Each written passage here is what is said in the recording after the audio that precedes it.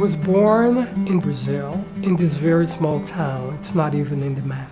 My contribution to the household was not being there when I came to the US as a migrant worker.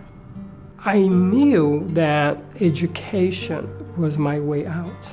I heard about Portland State. I went to the admissions office, spoke to Mrs. Rose. I said, I wanted to go to Portland State. She said, I will let you in for 2 quarters. And if you can do it, we will regularize your admissions. I first met Ramon in a Marxism class, and we sat next to each other. He kept hitting his foot on the chair. Finally, I said, stop it. And anyway, we became fast friends after that.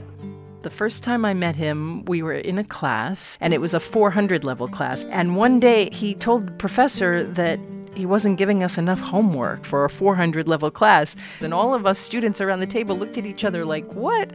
But then I got to know Ramon, and we became best friends.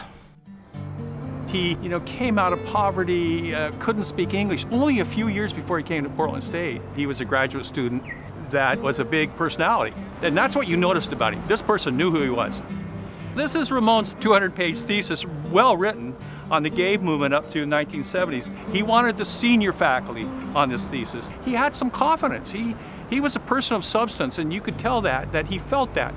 I think once he got to Portland State, he saw his abilities, and he saw that he wanted to continue on for his Ph.D., and then he wanted to go into a teaching academic profession.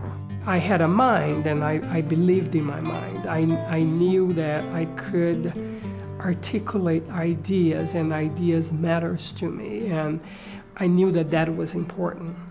We were looking for someone with talent, and Ramon emerged as a significant candidate. He felt very much like a person with a mission and a plan, and we clicked immediately.